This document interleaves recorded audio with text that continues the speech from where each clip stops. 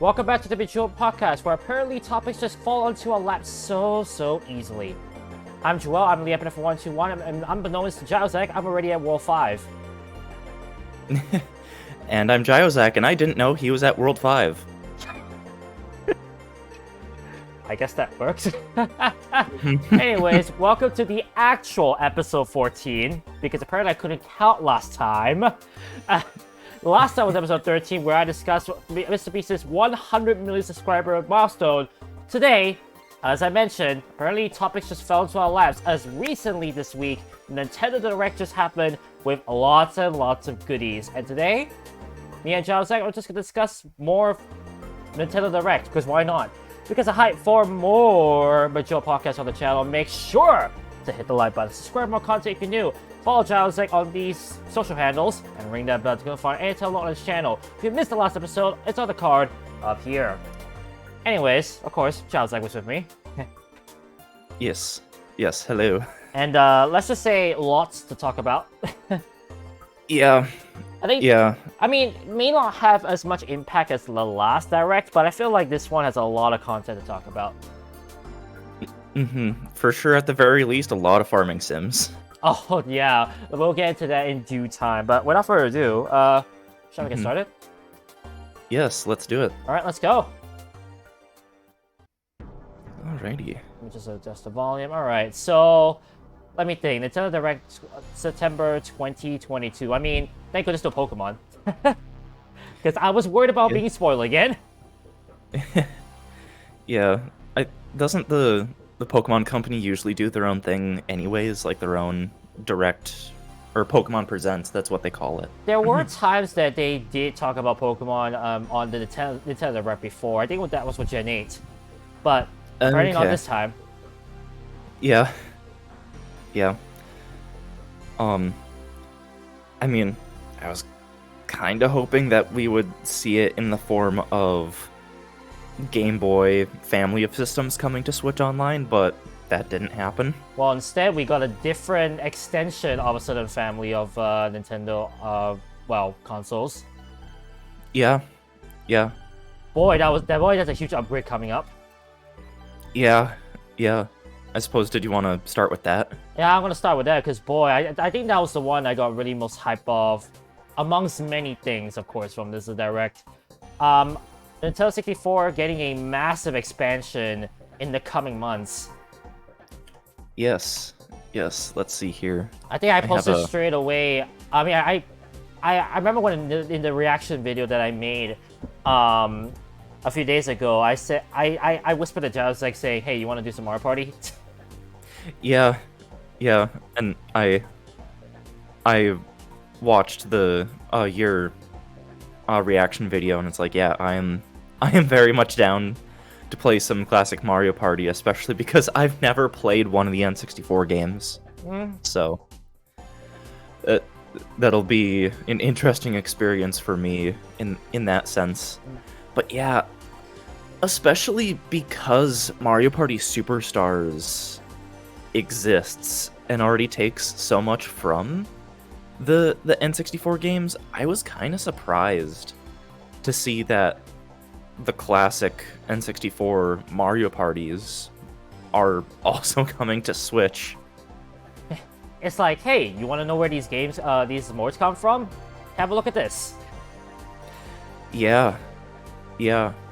What I find hilarious is that they didn't even show the boards from. I wish they actually did show the boards from the Mario Party Superstars, because then the viewers who own the game but don't know about the classic ones, it's like, wait a second, this looks familiar.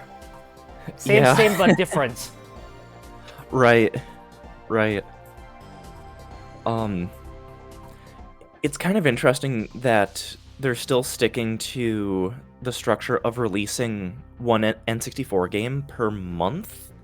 And so there's gonna be 3 months where it's nothing but Mario Party. That's very true, yeah. Almost kind of brought up the question of, like, for me at least, like, should they have not staggered the release of those? Like, Mario Party 1, some other game, Mario Party 2, some other game, kind of like that. But I suppose it doesn't really matter too much in the grand scheme of things. Did I don't know. they actually show the schedule for when the games will come out? I think it was kind of implied by the graphic that they showed. Because here's the thing, though. I remember when I saw the graphic, it was the first 2 Mario Parties and one other game for 2022, and then Mario Party 3 for 2023. So, as much as you...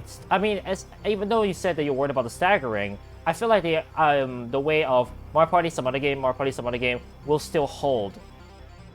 At least, there is a possibility it will happen. If they end up doing 3 Mario Parties in a row, then, so be it, I guess. Yeah. Okay, Pilot Wings 64 is the... Well, Pilot Wings, is one of the games that is slated to release, sometime this year.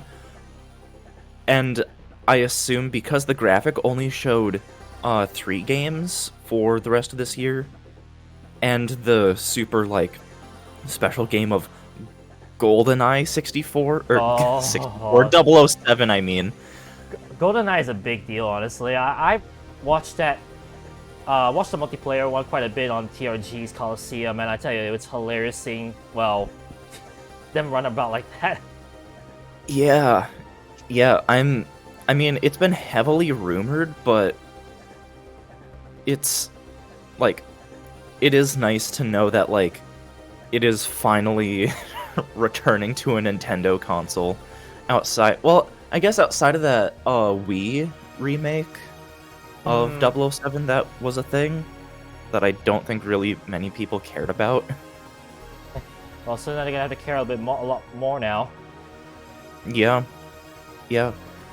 I almost wonder how much optimization they're putting in for this Switch Online re-release, because even though some games haven't run any better than they did on original hardware, there have been some games, including Pilot Wing 64, if you look at footage from the trailer and compare it to footage of the game running on original hardware, they've actually optimized the game to run in 60 FPS. Wow.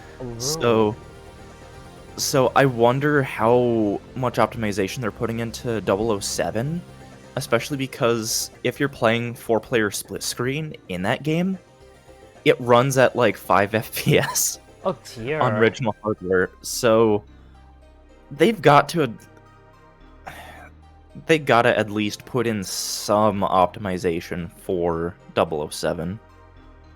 Well, hopefully they do, but it definitely sounds as though that Nintendo are learning from their mistakes of possibly like Ocarina of Time. I think I remembered when it first came out, a lot of people were complaining about certain graphical glitches that happened because of the emulation that they use. Yeah, a lot of that did get patched out.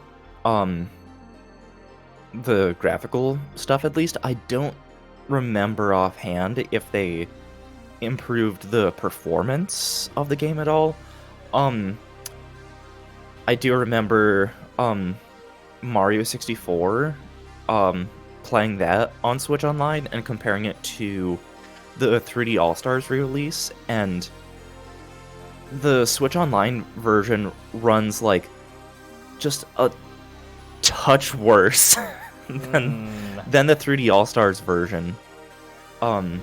Like, if you look really closely, it's just a couple frames worth of difference. Like, it's the Switch Online version runs at a couple frames less per second than 3D All-Stars.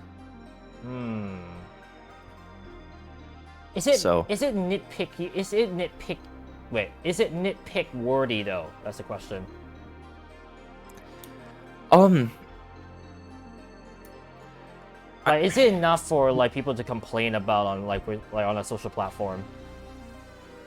I think in the case of Mario 64, it's kind of negligible. It's just, but it's noticeable for someone like me that played through the entirety of Mario 64 on 3D All-Stars, then the Switch Online re-release. I think it's really gonna depend on how well 007 runs. I think it's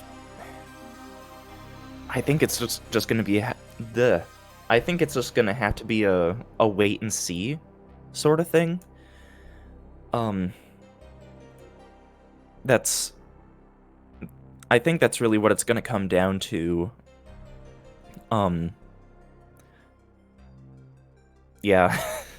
That's... Yeah, it's a bit hard to tell for now until they release the game. I understand. Exactly, yeah. And they did say that it's coming soon, so I don't know if that's the N64 game we're getting this month. I'm not saying that's for certain or not, but it could be. I had the impression that it was coming out next year. In the trailer, it said coming soon. I mean, you know Nintendo. That's all I was saying, Yeah. you know Nintendo. But that's why I was pointing out the graphic with when all the games were releasing, is that they only showed 3 for the rest of this year, but that's only 3, like, full months left in the year.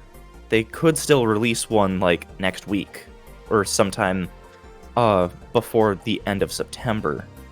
Oh, I see what you mean. I see what you mean. Yeah. Yeah. Well, So I mean, that's my hypothesis, at least. Could not be correct, but 007, I think, will release sometime before the end of this year. So. And I'll probably will tweet saying, well, you were proven wrong. I'll click to this moment, it's like you were saying. Yeah. But yeah, no, aside from the Mario parties, what else was announced then? What was it? Hiking Sunset 80 or something? I forgot already. So I have a list pulled up. So both of the Pokemon Stadium games. Oh yes, that one was a big one as well. Yes. I've heard from people that have played those games that, like, the battles you can do against the AI trainers are apparently very difficult if you don't transfer in your own Pokemon. And with these versions, you can't transfer in your own Pokemon. So, ooh, yeah, that sounds like it's gonna be rough. I mean, okay. But at the very least, we get the mini games. I was about to say the mini games are the big turn on, honestly, because I mean, for A, I've seen again TRG do it, and honestly, I wish I could play those. And B, it just looks fun in general. It's like they could actually be proper ideas for Mario Party games, mini games. Yeah. I thinking of what is it Clefairy says, where like you're having to memorize the button combinations. And it's like, oh, that. I think I remember seeing a clip of that game getting to like more difficult level, and it's like it shows you this like 20 input long string for like 3 seconds. Oh jeez. Like, have fun. Just screenshot and cheat that out.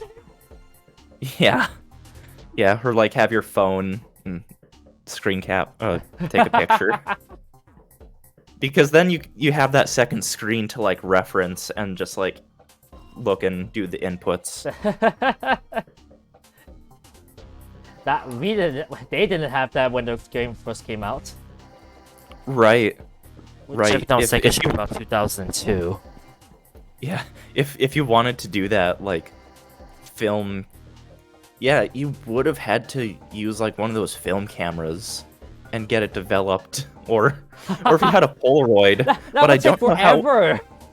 Yeah, I don't know how well even like a Polaroid camera could take a picture of a CRT TV. Not that well, I would presume. Yeah. But now with technology, it's like people can cheat that game now. Exactly. And of course, There's still save states. Yep. Yep. Let's not forget the main gist about the N64 Online. Yes. Yes. So there's also 1080 snowboarding and Excite Bike 64. So, as of right now, those are all of the currently announced games coming to Switch Online expansion pack. Yep. So, I mean, besides Mario Party, besides what was it, Pokemon Stadium, I would say Excite Bike was the one I got surprised by. I'll be honest, I didn't even know there was a 64 version of Excite Bike. same, yeah. I kind of forgot that there was a N64 version of Excite Bike. Proves you don't even need to research just to know that games exist. Sometimes Nintendo's just like, hey, you know this game exists, you know? Wait, what? Yeah, yeah. Yeah. It was kind of surprising that they specifically were focusing on that, or on N64, when it really feels like there's still, I mean, I would say a handful of games, but really one game in particular that still needs to come to, like, Super Nintendo Switch Online. Mega Man? Super Mario RPG. Oh, yeah, that's true. Yeah, and it's like at this point, because they were able to get GoldenEye, they really have no excuse. They can get Mario RPG. Because even though, like, Square was involved with the production of Mario RPG, they were able to get GoldenEye. They have no excuse at this point. It almost sounds as though like, all legal documents are out the window, but of course that's not the case. But I understand your point of view on that part. Yeah, yeah. I'm really hoping that at some point we just get a shadow drop of Mario RPG, because I've never played Mario RPG before. Really? Yeah. Huh. So I would very much so like an easy way to play the game. I say that, but I was also like that with Earthbound, because I wanted to at least give Earthbound, yeah, a go. But it's on Switch Online, and I've yet to open up the game at all. So it's just one of those things that's like, you've really wanted to come to the Switch, now it's on the Switch, now you just forget about it.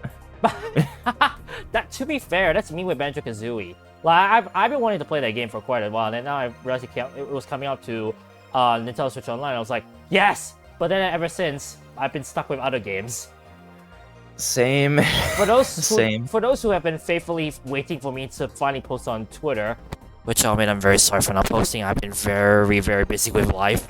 You guys probably know I just finished Shantae 2, which was the thing that was holding me up to finally play Super Mario 3D World. Nice. So that's why that was actually one of the reasons why I was so held up with posting my journal, my gaming diary. But now I have a lot more time. I feel so I finally caught up with most of my life stuff, so I can finally post a bit more. Plus, I've been posting some other weird stuff. I think there was one post I posted about unfortunate scenario in a school where someone had like a school lunch about like a burger, like a chicken burger, and pretty much the burger patty that was almost hollow inside. Yeah, I have your page pulled up because I wanted to retweet the stream announcement, and I saw that and it's like, what the heck is... Yeah, that's I mean, for me, in my school, right, we had some very, like, well, A, healthy food, B, variety of food, and C, cheap food. But at the same time, looking at that, I'm just like, yikes, if that was what my school was like, I would not even eat that at all. Yeah. I'm fortunate in the fact that my school, growing up, our food wasn't that questionable. But yeah, I've just heard, I guess you could say, horror stories Yeah. from other schools. So. Yeah. I think I had one time. Oh, what was it? Did I had a? Oh, now I think about, I'm not too sure if I have any. I'm not too sure if like there was like a raw something or I had to send back, or so to speak. Actually, Ooh. no. It actually happened in university, aka college, for me. Oh. I had to like send back a. Well, I actually didn't have to eat something because it was like pretty much almost raw inside.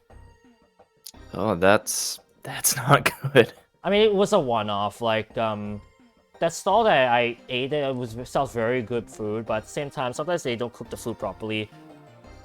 But again, it was a one-off. It was not like it happens every time, because if it did, I feel like that stall would already been closed down and moved out almost immediately.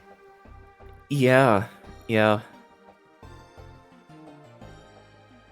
Anyways, Now, Nintendo Direct.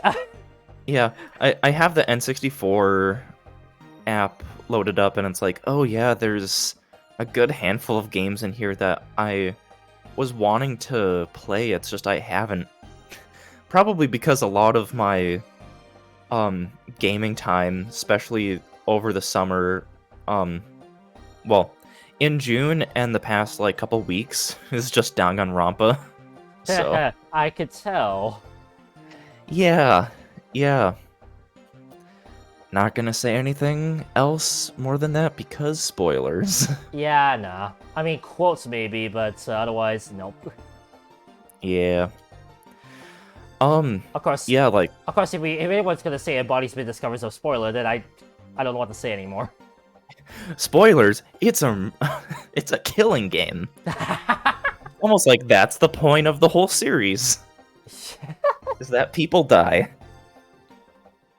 But yeah, there's at least like half a dozen games on the N64 library that I've been meaning to get around to playing. I think I'm most of the way through Paper Mario, but I still have like a few chapters left, so I should. I forgot Paper Mario exists on N64 Online. That's my Yeah. For a while, it had some problematic glitches, but they were thankfully patched out. They only existed in the North American version of the ROM, but yeah, they fixed those, so it's actually pretty all right. Oh, Kirby 64, I should get around to playing. Speaking of Kirby, I have a Kirby shirt. Oh, that's nice. I just have an elephant shirt. Yeah, that Banjo-Kazooie, I've played like what is it? A little over 2 hours of Ocarina of Time. That I have not touched Majora's Mask. Haven't really even touched Pokemon Puzzle League or Pokemon Snap either. It's most of these games, it's like, oh yeah, I want to play these. It's just, I haven't. I've been playing games where teenagers murder each other, so I think I need something a little bit more lighthearted. Yes. Yeah. Oh my goodness, I see that. That's very, very sad when you put it that way. Yeah. Yeah. Jeez. But I mean, that's the truth. It's the truth. How to describe mine? I played a game where, I don't know, the main character uses her hair to kill enemies or something like that. Yeah, it doesn't have quite the same impact. No, not at all. Yeah. Anyways, yeah. Moving away from N64. So, okay. One thing that wasn't shown in the North American Direct, but is coming to the Japanese N64 Switch Online library is shoot, what is it? Harvest Moon. Oh? Harvest Moon 64 is coming to the Japanese Switch Online for N64, but nothing announced for anywhere outside of Japan. That's interesting. Maybe in due time they would. Yeah. But then again, Probably. if they did, that's just another farm sim. Hashtag transition. Yep. Yeah. Let's address the elephant in the room, by the way, because I remember saying this in the actual reaction. What's with all the farm sims this year? This is fun. Yeah, it's almost like Let's list down the games that they had. Oh, what was it? What was the first one? oh geez, I don't know.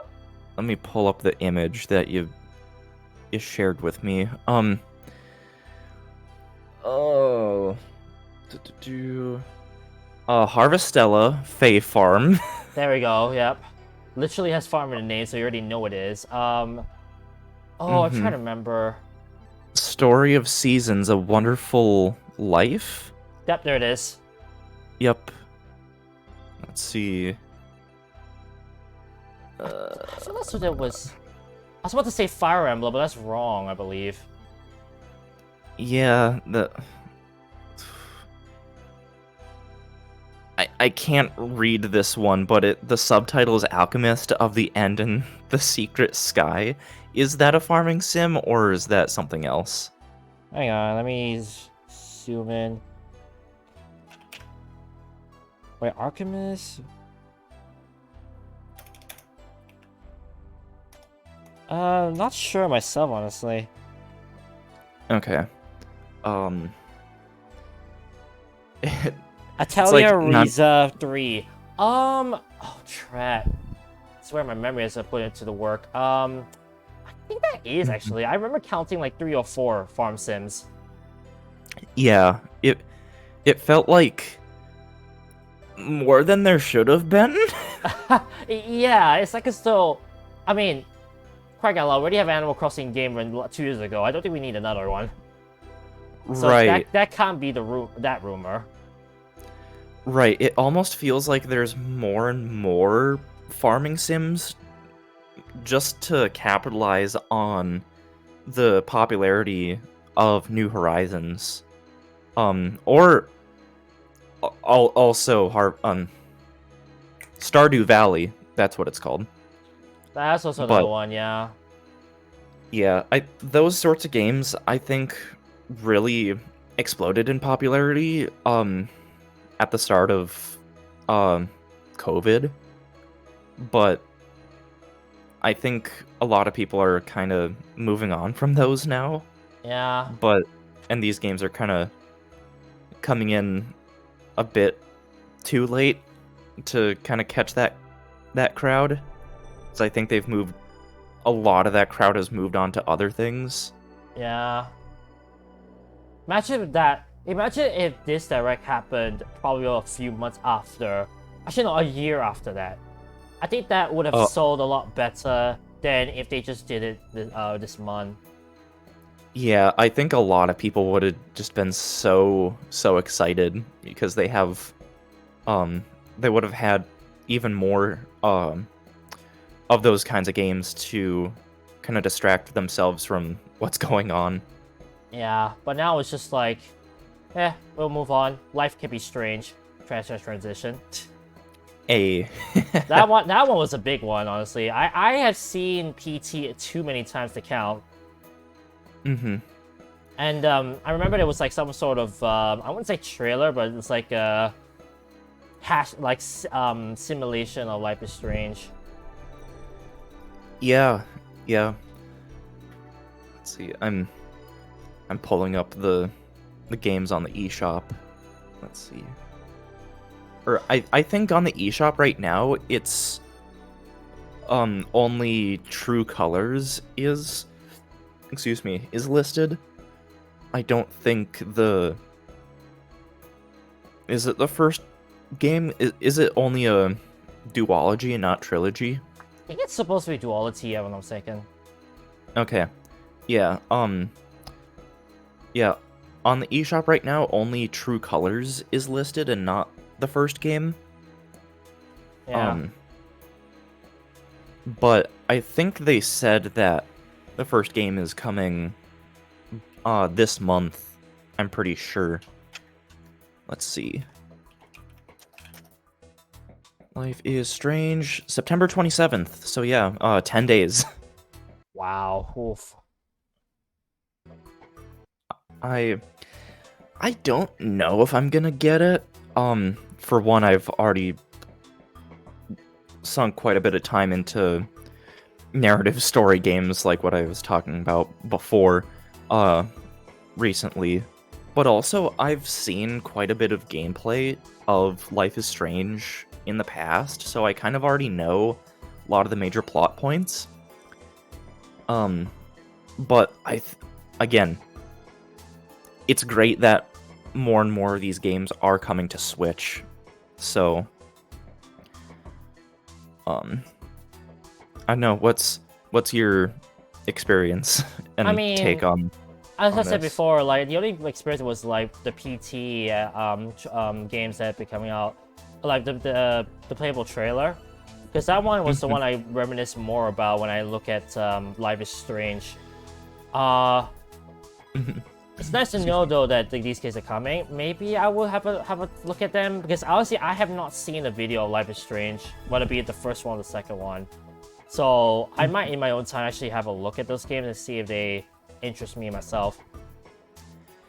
Yeah, I would say because it is a narratively driven game, don't look at gameplay more than like the first half an hour or so, because yeah, you could accidentally spoil yourself on some major plot point. Yeah, understandable. I will try. Yeah. I remember watching like the majority of a playthrough of the game back in 2015. But I mean, that was back in 2015, so like 8 years ago? 5, 6, 7, yeah. Long So- time ago. Yeah, so at this point, I don't think I would really remember enough to actually be spoiled on anything, so I think I could basically play the game blind. But yeah, it's nice that a game like Life is Strange is coming to Switch. That's You mentioning about like how you've seen like a narrative game in full, but for like so long ago. It kind of reminds me of like me when I watched What Remains of Edith Finch. Like I've seen like the entire story, but I think it's been a while, and honestly, my memory of narrative games are quite bad, so I would have gotten much of it already. yeah. I really feel that like you kind of forget details because that happened at least once or twice per chapter in Danganronpa, and it's like, oh yeah, this character said that, and it like played into the class trial, so it's like, oh right, they said that, but this was like an hour or two ago, and I completely forgot about it. I mean, what's the best way to remember quotes? Just make it to a meme. So I feel like just those quotes that are like meme-ified on like Twitter or, are the ones that you remember the most. But it's like some of the obscure ones that still are quotable. Sometimes just escape your mind like that. Yeah. Although thankfully, like, Danganronpa doesn't necessarily expect you to remember exactly what they said, because oftentimes there is like a flashback that they do to when this character said that, and the experience of, oh, they said that, comes from like seeing it again. It's basically what I was getting at. Does the game do a good job in like giving you the shock of like, wait a second, he did say that? Does it do Yeah. a good job? Yeah.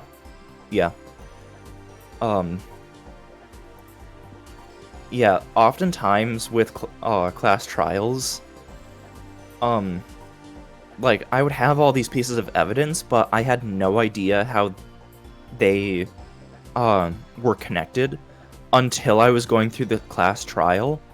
So, if anyone out there decides to try out Danganronpa, especially now because all 3 games are on Game Pass, don't feel bad if you don't see how things are connected until the class trials, because things do come together at that point. And Danganronpa is related to the Nintendo Direct because RainCode. Oh yeah. Because that's from the makers of Danganronpa. The art style is almost obvious, honestly. Gameplay-wise, interesting idea. Yeah.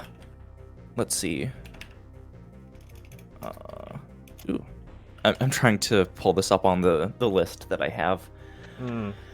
Yeah, so RainCode. Actually, what am I doing? Really... I actually have my Switch in me. I should also use that as my reference point. Yeah. Basically, RainCode looks like it really reminds me of like Persona 5, especially in terms of the, I guess, cutscenes and more narrative portions, but the little bits that they showed of what are essentially this game's equivalent to the class trials, because people are saying that this is basically a spiritual successor to Danganronpa. The portions that are basically the equivalent of the class trials, it's like, yes, this is very much Danganronpa-esque.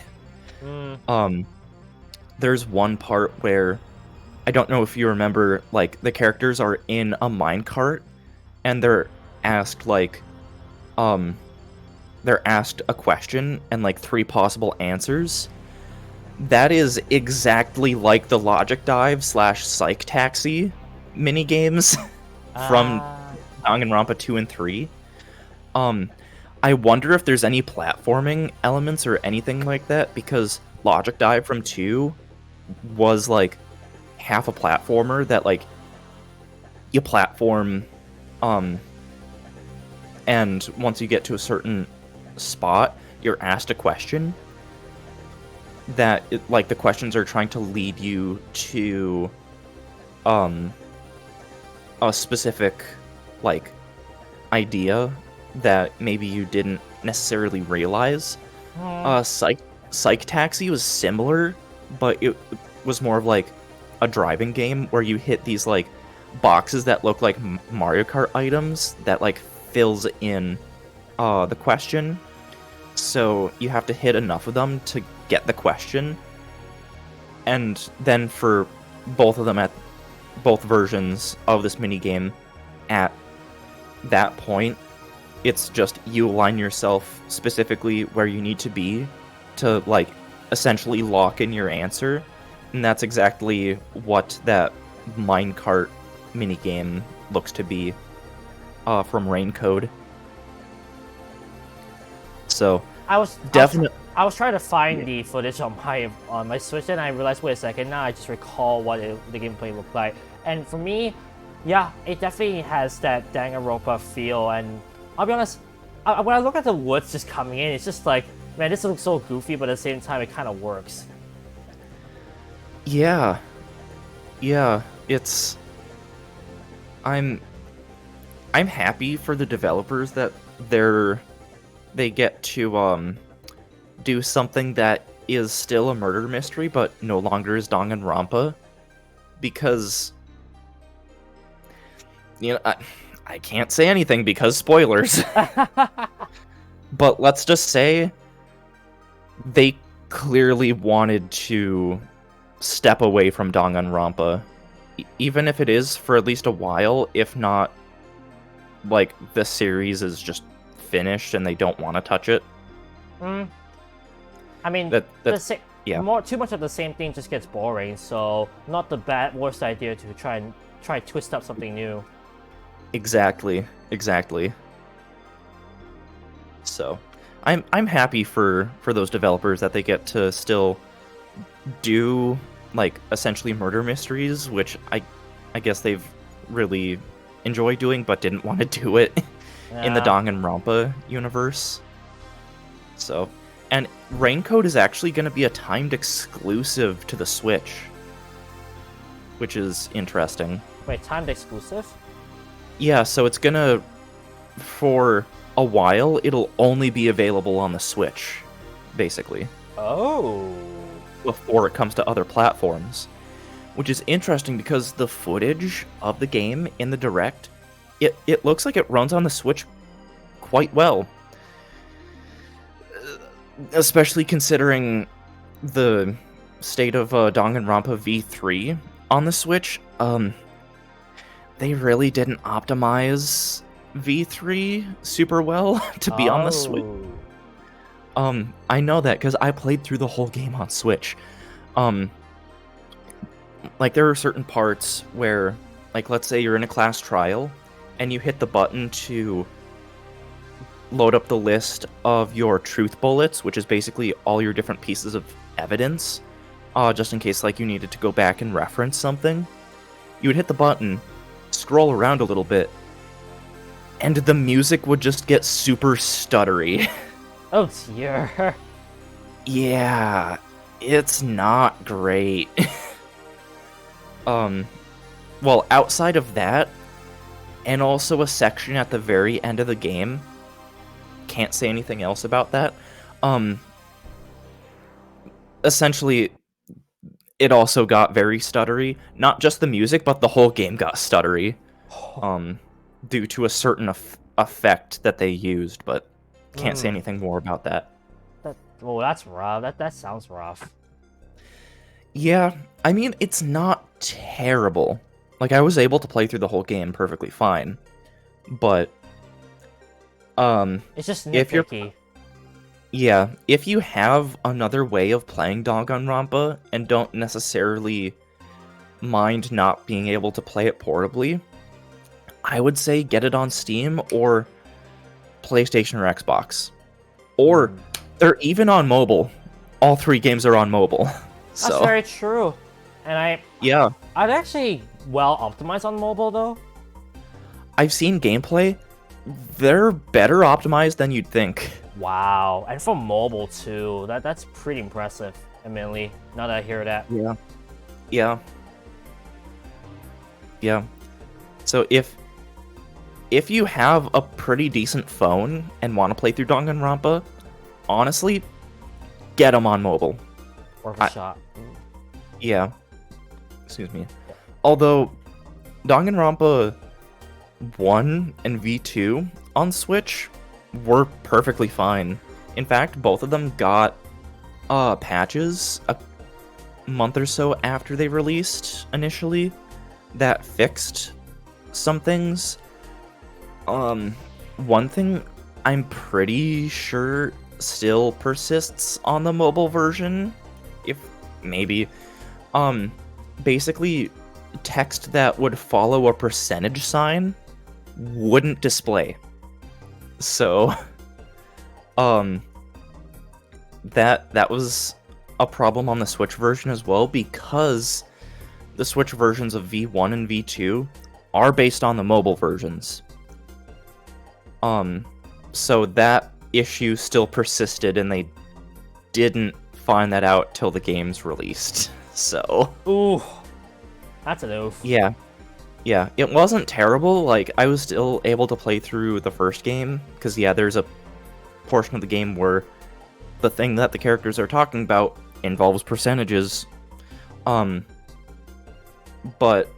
I was able to still play through the games despite that. But also, V1, when it originally released, ran at about 30 frames per second. But I think the patch actually makes it run closer to 60. So, yeah. And yeah, I played through the entirety of V2 after it was patched. So, like, it ran perfectly great. I only experienced one glitch, but it wasn't terrible. Thankfully, I had saved just a few minutes before that, so it wasn't a big deal. And the glitch was essentially something of my own doing. Essentially, there's like a barrier at a certain portion of the game. All I'm gonna say, for those of you who have played it, Grape House, you know exactly what I'm talking about. There's a barrier that that is meant to like block you off, but like if you keep walking in there, you just get stuck in there and just no clip, and you see like everything outside of the environment that you're in, except like you look down and there's Monokuma, and it's like, what is this? I have a clip of it. I think I posted it on Twitter, actually. Because it's not really spoilery, it's just funny. That sounds hilarious, though, the way you say it. Yeah. Yeah. Anyways, first big side tangent for today. Yeah. I mean, we still know that, oh, what's the game again? Oh boy. RainCode? RainCode definitely looks beautiful. And as you said, it's very nice that they're taking a new twist of something, and who knows, maybe maybe the same creators will make like a rhythm game based on Danganronpa, like a certain other company. Like, what in the world, those who are making Fist of the North Star? That was not what I was expecting. Yeah. Nor would anyone. Funny you mentioned rhythm game. There's a mini game in all the Danganronpa games that is it is just a rhythm game. But still, regardless, like, what in the world? Definitely was not expecting this next one I'm gonna talk about. Right. That was fists. Yeah. I'm trying to get the thing on my Switch, but it's just that I don't have the ability to like scroll left or right. Oh, my mic.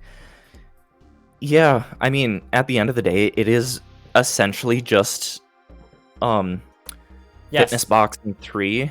Yeah. Like, there's already 2 other games released, so it's like, you could get it just based on the fact of like the absurdity. Where did that come from? That's the one question I'm asking. Yeah, what developer from that did like Fist of the North Star got Fitness Boxing, and it's like, you know what? What if we have this in our game's universe? Exactly. It's definitely strange, but it's not like it doesn't work, though. Exactly. It's just very absurd that it's a thing now. Yeah. Like, it's I mean, I don't want to bring up this game in particular because honestly, I really don't like the fact that a lot of people are hating on it. But it's almost like Sonic Chronicles. Just in the sense of the absurdity of it. Yeah, I mean, you wouldn't expect an RPG from a Sonic game, let alone, what else can I think of? I guess maybe a racing game in a Zelda, with a Zelda theme, I should say. Although there is a Zelda track in Mario Kart 8, and you can that's play beside as the Link. point. But that's beside the point, yeah. That was meant to be a joke, by the way. Anyways, it still definitely is an interesting idea. I mean, will it float? We'll see in due time. Yeah, I mean, at the very least, it's not going to be worse than the other Fitness Boxing games. Like, I've played the demo of at least one. I don't know if 2 has one, but from what I've heard, they're not terrible. It just depends on like how it depends on you actually like properly playing it and actually like giving it your all instead of just like giving light punches, like actually putting your whole like body into it to like actually get a workout. Yeah, just that's the speedrunner strat. Just don't do anything. Yeah, just like Exactly. Yeah, it's like so you see the speedrunners do. It's like the most boring footage, but then again, it's just for conserve energy. Yep. still, like, I mean, we'll see what happens. It's still such an oddball of a game to come out. Speaking of that, Oddballers. I mean, that one also was quite cool to see. The first thing I thought of when I first saw it, though, is like Overcooked, because it looks as though it's like in the style of Overcooked to an extent. A little bit, yeah. So it's like, 6-player dodgeball game, And basically. I mean, the other thing also it brought to mind was Gang Beast, and we know that game is not available on Switch. I don't think. Here, let me look it up. Oh, there. Hopefully, I'm not wrong. It's one of the suggested keywords. It is on Switch. Ah, it is on Switch. Yeah, currently on the US eShop, it's 40% off, so only $18 for the next week or so. Well, there you go. There's your promo for Gang Beast. Please sponsor us. Anyways. Yeah. It still definitely is a cool idea. Like, it looks as though it's something I would like to play on, like, on the downtime. Oh yeah, especially because it is a 6-player game. I'm pretty sure. So Yeah. here, I'm searching it up just to see if it's already on the eShop. It's not on the eShop yet, but it says that it's supposed to come to the Switch early next year. So understandable, it doesn't have a page yet. A lot of early next years, to be honest. Mm-hmm. So that means that they have content to fill on their next Nintendo Direct. It's like this is coming in like January. This is coming in February because they have already announced it in this December. Yeah. It's just like filler content at that point for Nintendo Direct. Right. But I wish games like Oddballers, where it's like more than 4 players, I wish more games like that would have been available and I would have been aware of them when I was going to college in person. Because like we were playing games quite a bit, at least once or twice a week. I'd wrangle some people together and we'd play like Mario Kart and Jackbox, and some of the games that I talked about in my video coming up on a year ago, where it's like 5 underrated multiplayer Switch games, like Art of Balance, but that's beside the point. But games like Oddballers, where you can get more than 4 players together, I think that is a concept that more multiplayer games like this need to have. Is try getting it to where it's like, at least like 6 players, if not 8, because that's just gonna be a hectic but chaotic good time. Just the idea of trying to get more people into one game, basically. Yeah. My mind always goes to Smash Brothers. How since the Wii U version, we've been able to do up to 8 players for Smash. And it's like, that seemed like such a no-brainer idea when it was introduced, but now it's like, oh yeah, we can get like like there are 8 people in my immediate family. Not everyone in my family plays video games. It's really just all of my brothers and I that play games. But that's like 5 of us. Yeah, 5 of us. So it's a game like Smash Brothers. These days, we could, if we wanted to, all play it together at the same time. Kind of reminds me of when 8-player Smash was first introduced and revealed in the Wii U trailer, when they did the 50 reasons why you should buy Smash Wii U. A lot of people were freaking out over the fact it was 8 players. I think that just proves that more people to play equals more fun. And I can definitely stand by with knowing that the idea of like more than 4 players in a game really should be capitalized nowadays. Oh yeah. It is about that time. I think I'm gonna go use the bathroom. I will be right back. Don't worry, yeah, you can do it. While Charles releases, I'd like to just give a bit of context what's coming out on my YouTube. New Let's Play already on Friday has been revealed. Hope you guys are going to enjoy the first episode thus far. The new randomizer also just came out. Final Fantasy 3, I'd like to point out the finale is this Tuesday. Afterwards, it's just going to be speedrun after speedrun until the 13th of October, when, of course, as I promised, AM2R will officially begin on that date. Honestly, so far, I've just been stabilizing the YouTube section, knowing that I've already hit my goal of 100 subscribers. I just want to give a clarification, though, on when I say that major changes coming next year. I do plan to tone it down with the uploads, because honestly, as much as it's been a bar for me to hit to upload every single day, I'm fully aware that at one point I'm just gonna get burnt out from uploading. So I will have to settle down on the uploads in due time once next year comes around. It will also depend on what happens with my job. If I end up having more responsibilities and I realize, it's to the point where I know it's gonna be impossible for me to maintain a daily upload schedule, then I will tone it down.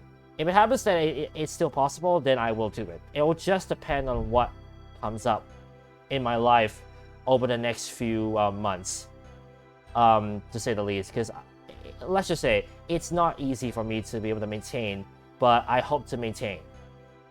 I think that's the best way to describe it.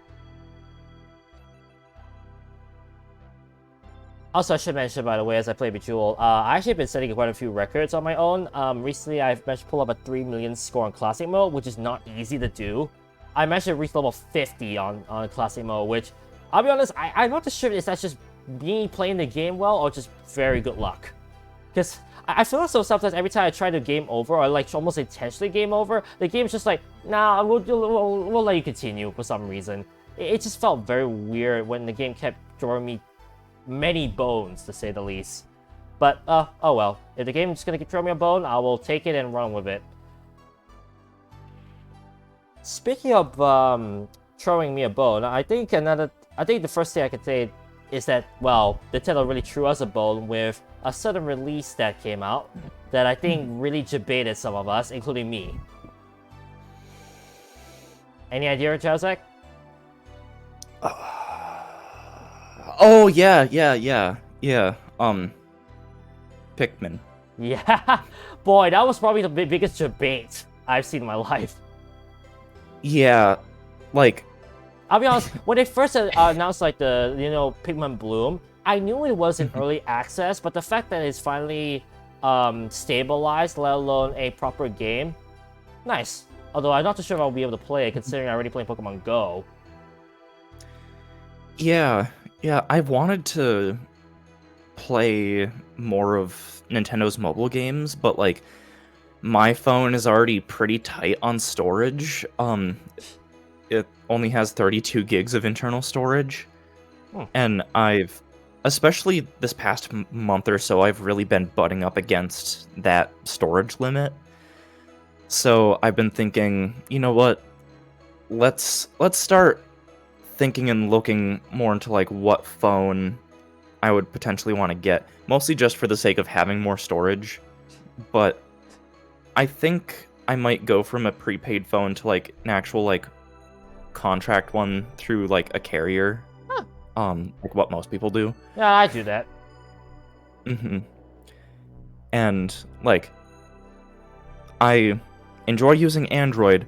I have my qualms with Apple, but I think I'm still willing to try using an iPhone for a while just to see if I jive with that more. I have some experience with iOS, so it's like, it's wouldn't be a big deal. Yeah. Sorry, when you said, like, I use Apple 4, I thought for 1 second about to say Apple 14, and then you stopped there. I was like, wait, are you going back to 2009? Then I realized, oh wait, not the 4 is in the number. Right. Regardless, I'm probably gonna try out an iPhone, mostly because basically everything is optimized for it, because that's what, especially here in the States, most people use iPhone. So basically everything is optimized for that, including mobile games. So if whenever I get around to doing that within the next couple weeks or months, probably gonna be an iPhone, and I'm probably gonna try out games like Pikmin Bloom.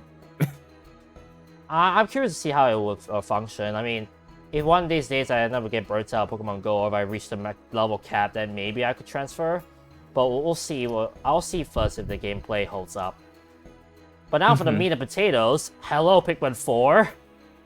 Yeah. Finally. I think it's very, like, the actual official announcement that it's a thing. Because I don't think it was ever announced before. So Nintendo, where is Metroid Prime 4? Yeah. That one I'm still wondering, where the heck is it? Yeah, because they announced it was a thing, like a year or two later, said that they had to delay it, and we've never heard anything about Metroid Prime 4 since. Is this the Rayman Legends of Nintendo? Oh dear. But yeah, it is very nice to know that we're finally getting a new Pikmin game. It's gonna be the first new Pikmin game in 10 years. Yeah, Pikmin 3 2013. And I did watch the Let's Play of it through Checker Conroy. That game is a gem. Yeah, I got to play it myself when it came to the Switch in 2020. So Pikmin 3 is a very, very enjoyable time. I'm excited to see what all exactly Pikmin 4 is gonna have. My guess is that it won't come out yet, like, for another, like, year from now, in the sense that it'll be released in, like, August, September time next year. That's my guess. My one concern for the game is that they did mention how they're gonna make, like, controls simpler so that you have more time to explore. I have one concern. How much more simpler? Yeah, I was kind of confused about that, because it's like, is he talking about just the fact that you can hold a Joy-Con in each hand and do, like, motion stuff? In that sense, it's like, please don't force motion controls. Yeah. Because, like, it's nice when games have motion controls in the sense of, like, Splatoon, where you can, like, tilt your controller to aim your camera. But it's optional. Nintendo Switch Sports, where you use the motion controls to actually bowl or you swing your tennis racket when it actually makes sense. Yes. But Pikmin 4? Hopefully not. Yeah, well, Pikmin 3 Deluxe on Switch has optional, like, pointer controls to where you can, like, for example, tilt the Joy-Con or your Pro Controller around to, like, move your cursor, and that makes certain things a lot easier, a lot quicker, but it's optional. You don't have to use it. You can just use buttons and sticks. So I hope that they don't force motion controls on us. I feel like if they did, they have an option to go back to what's that word I'm thinking of? Standard controls. Where it's like, you want to play like Pikmin 3? Go ahead. What am I thinking of? Luigi's Mansion Remake on 3DS. They did that, remember? They allowed you to play like in Luigi's Mansion Dark Moon style. Yep. I feel like if they do that, that's gonna sell very well. Yes. Oh, now that I think about it, I might actually go back to playing that game, but instead with Dark Moon controls. Yeah, that's how I played through the Luigi's Mansion remake on 3DS, and it worked great. I think, at least. Well, that's nice. So. then I might actually give it a go in one due time. Once I finish all Yeah. of the other games I kept buying. And for those wondering, I still have Odyssey to finish, I still have Golf Story, and then the last 2 chunky games before Seven Sirens.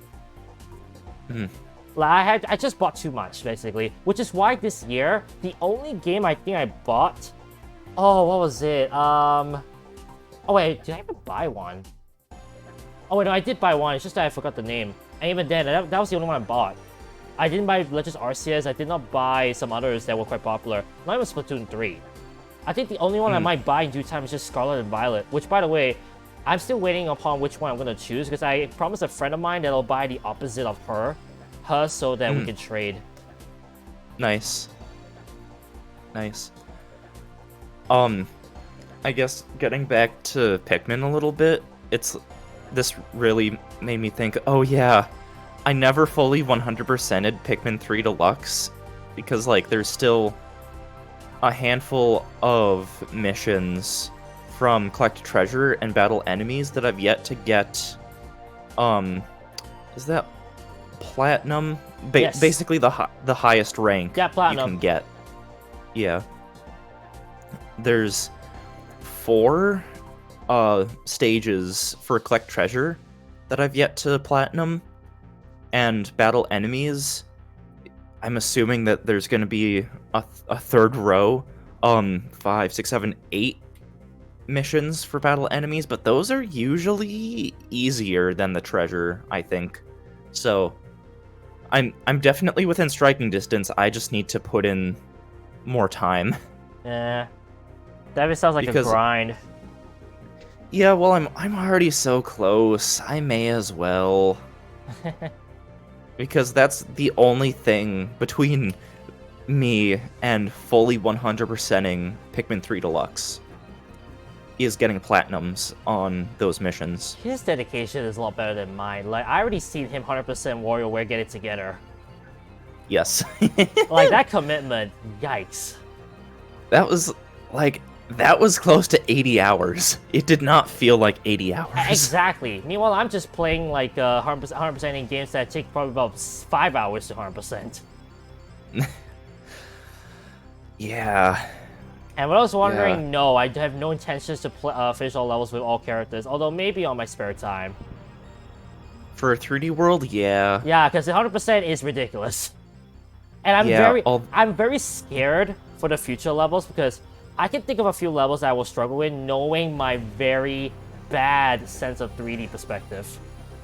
Like, I don't play 3D games as well, like, for those wondering. So, one thing you could do, and what I did when 100%ing Mario 3D World, is, like, you just play through the levels normally just to get to the end of the game. So, like, you play through each level just once, and then you go back through, play them all again, and this only works if you have multiple controllers. Just get to the end of the level again, then sync up controllers at the flagpole of all the characters that you didn't play as, and, like, have all of them touch the flagpole, because that counts as clearing the stage as those characters. Yeah, I don't. Yeah, I only works. I only have my 2 base controllers, and that's it. Yeah, I mean, if you did have a second pair of Joy-Con, that would work. I might have to convince my But- friends to play along with me then. Yeah, honestly, if you have friends locally, not Actually, that might not a be... bad reason to Yeah. coerce them into playing the game. To be fair, though, I don't think they ever actually played it. Honestly, for them to experience the 3D Mario game, that actually might be that may not be a bad idea, and it also will benefit me as well. Exactly. Yeah. Or the game does have online play. If you wanted to try out the game online together, just let me know. Oh yeah, no, that one I posted out on one of my other Discords, because I have been quite curious of trying that out with a few friends of mine. No one has responded yet, but I feel like I know a few people who probably have SM3D World for Switch. Yeah. Yeah. If you ever wanted to give it a go with me, just let me know. Yeah. I hope we don't mess each other up though. You better not get on my dark side. You know, even though games like that definitely are set up to where it's easy to mess with the other players, I just don't really, I don't try to do that because it's like, maybe it's like funny once throwing someone off the ledge, but like the 5th time, no. No, it is not. Speaking of dark side, hello Resident Evil remakes. A lot of them at that. Yeah. Yeah. That might be a big, that actually is quite big though. 2, 3, 7, and then 8 is also coming out, I believe. With the catch that they're all cloud versions. Yeah, that one was like, oh dear. It's like, Final Fantasy 7 all over again. And the Kingdom Hearts games, because those are on Switch, but cloud versions. Yeah, that one too. Actually, I think that might be the French I was talking about, now thinking about it. If they weren't cloud versions, I would get them on Switch, but they're cloud versions, so I don't really count them as Switch games. Because the whole point of the Switch is being able to easily take the games on the go, out of the house. And with those games, you need a persistent internet connection, which you don't always have, depending. Here in the US, at least, that's how it is. So that might be a struggle there. Yeah. It's like, yeah, they're on the Switch, but in a sense, not really. So that's why I don't get excited about cloud versions of games. It definitely is a bummer, but at least they're available though, and boy, that's a lot of remakes that are coming up. Yeah. Just waiting for the time I can finally say you will give me an egg though. Hashtag Resident Evil 5. Yeah. That one I'm curious to see when it will finally come out. Yeah, I've still been meaning to try out 4 because, excuse me, even though, yeah, I'm pretty sure Resident Evil 4 on Switch is literally just the original Resident Evil, but in widescreen and with cleaned up visuals. A lot of people still say that it's like one of their favorite games of all time, so it's like, at some point I want to experience that myself. It's just other things keep getting in the way of that. Like other games to play? Yep, Danganronpa. Oh, jeez. We just have too many games at this point. Yeah. But I think that's like just the plight of many games at times. Just too many games. That's why it's like I have to be selective with what games I get. Like, a game like Kirby's Dream Buffet. I got that because I knew, oh, I can just play like a handful of matches here and there, and a match takes like not even 5 minutes. So it's really easy to hop in, hop out. So, but that's like, that's a much smaller scale game. So. I mean, you know what? It's not a smaller scale game. Persona. Fall Guys. I heard that Season 2 is out now. Yes. And guess who can't play it? Oh? I'm no space. Oh. But honestly, I wasn't really into the game immediately. Like, as much as I got my first win with Team, and as much as it's definitely a fun experience, I'll admit, I don't think I would be playing it as much in the long run. So I was okay to, like, well, put it aside. Yeah, that's fair. But though, hello, Season 2, finally, and I know you had played it. How is it? Yeah, so especially on Switch, it feels like they have improved the performance of the game, noticeably. Like, the frame rate seems more consistent, the resolution just seems a little better. At the trade-off of not being able to take video capture. Oh. So, I think they temporarily did that at one point or another with Fortnite on the Switch, but now you can do that again. I think that's just a case of they're just in the process of better optimizing the game for Switch.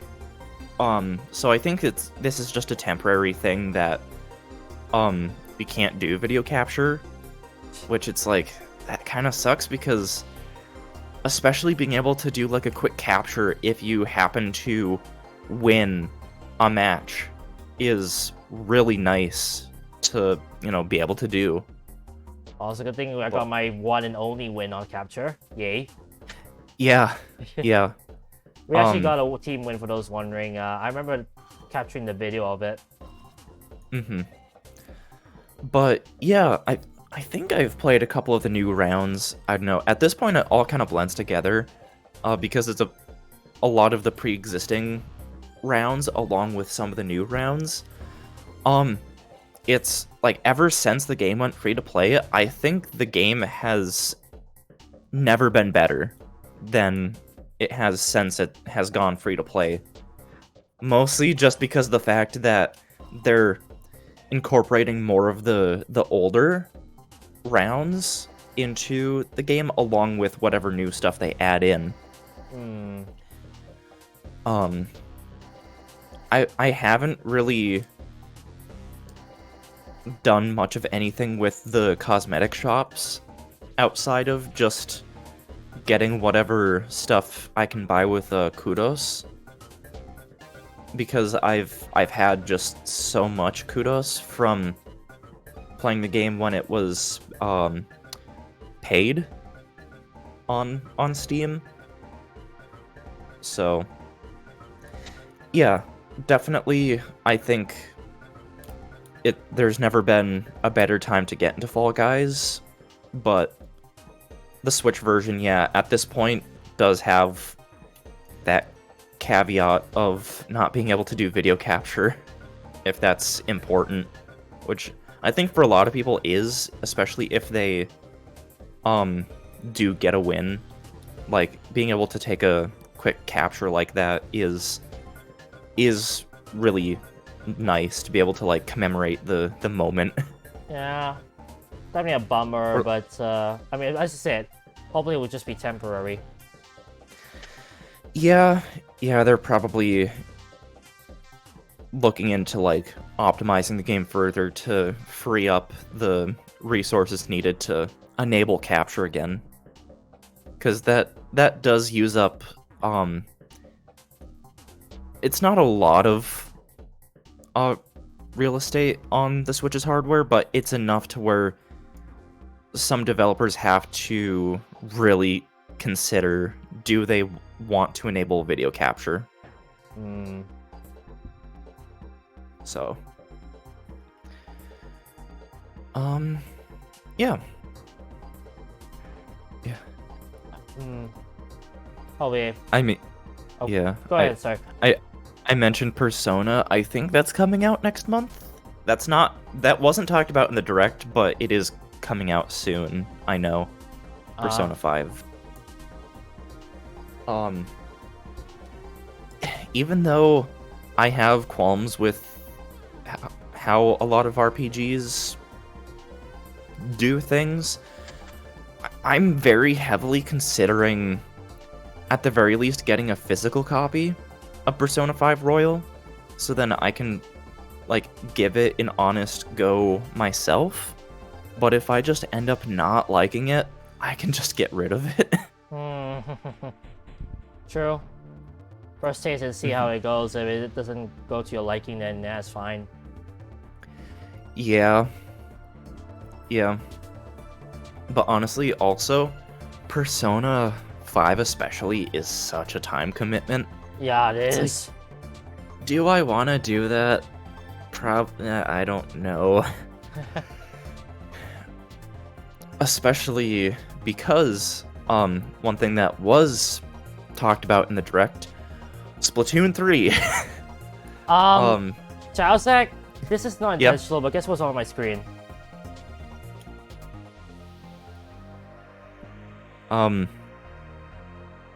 What? Oh. Yeah, actually, I was looking through the stuff and I actually happened to stop with Splatoon 3 myself. Nice. Wow, that was coincidental. But yeah, no. Bruh, 7 run back. Then the Splatfest announcement. Hello. Yeah. So I already made my decision. I'm on Team Gear because if you have gear, you can collect your own food and craft your own fun.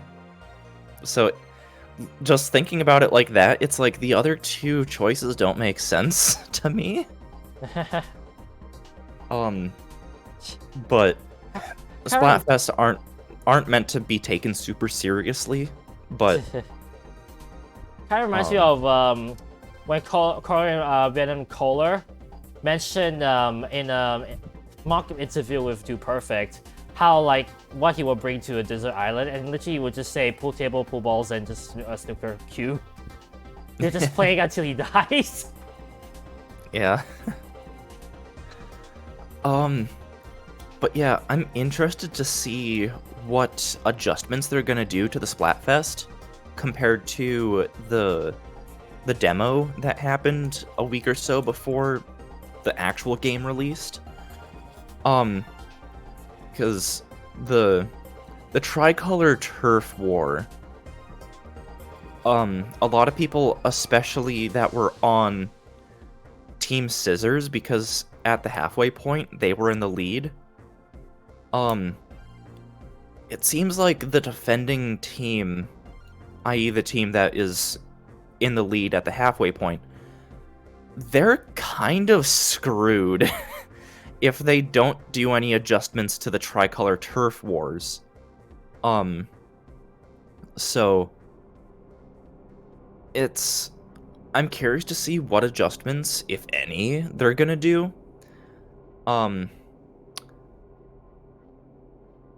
But also, I think a lot of people have issues with the tricolor turf wars just because it was new, people didn't know how to play it.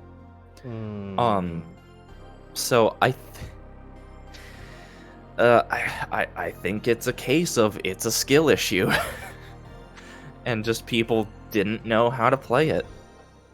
The way that it works, it's like the defending team are like on basically the top and bottom of the map, like 2 people from each team going to the center, but 2 people from the other teams are coming in from the sides. Really, I think if we, as a collective, like, Splatoon3 players, agree that, like, whichever, like, if you're on the defending team, whichever spawn you're at, just focus on whatever group is on your left, because if you do that, then that's 2 people versus 2 people, 2 people versus 2 people. Because at the end of the day, the defending team, honestly, it's no more different than a normal turf war, because it's essentially a 4v4. It's technically not harder. It's just, I think people are overthinking it. I can see where you're coming from with that mindset.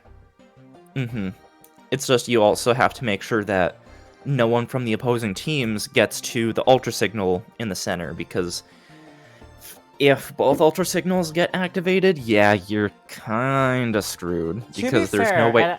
To be fair, you did mention how Splatfest are not really to be taken too seriously, right? It's not like ranked battles where you're actually fighting for supremacy. Right, but it's also, like, there's also really no reason to not still balance things. No, I want to ask real quick. Is it like Splatoon 1 where you had to build up a gauge in terms of, like, points so that you could get certain, like, exclusive stuff? Oh, yeah, so, yeah, with, the Splatfest, at least in the demo for Splatoon 3, whenever you do a match, you have a special, like, gauge that you can only fill up during a Splatfest, that the more times that you fill up that meter,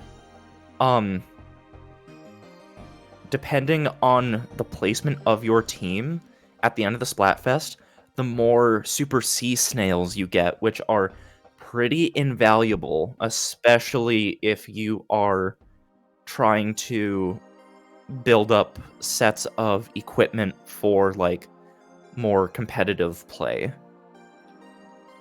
You can get super sea snails outside of Splatfests. Easy for you to say.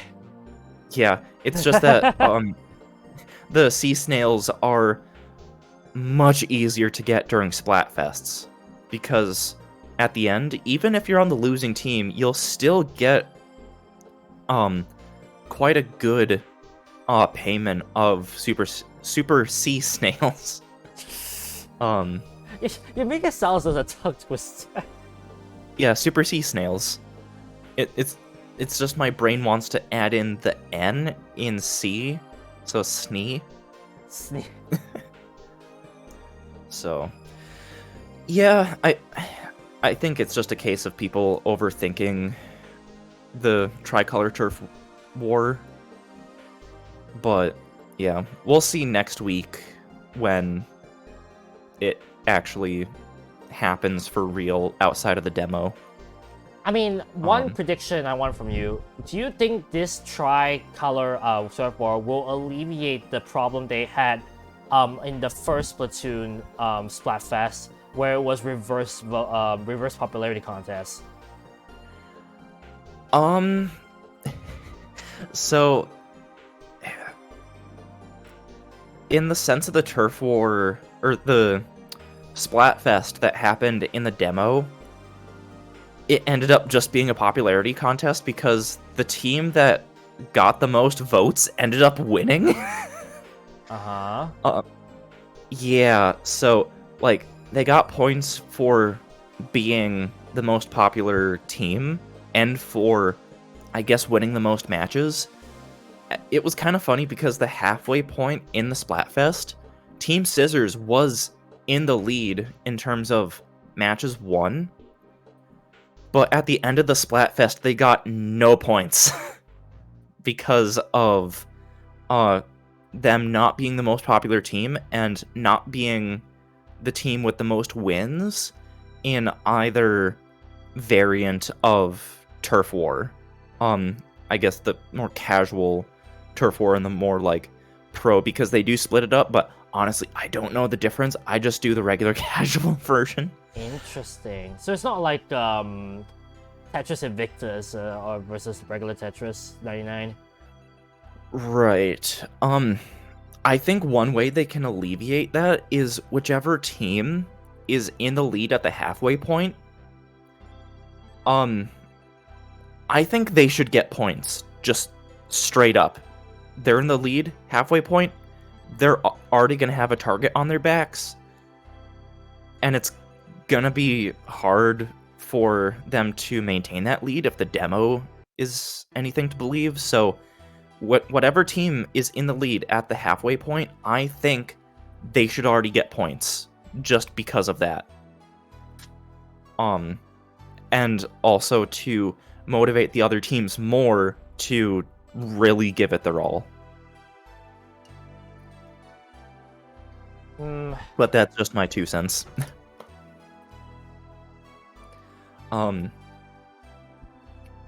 Yeah.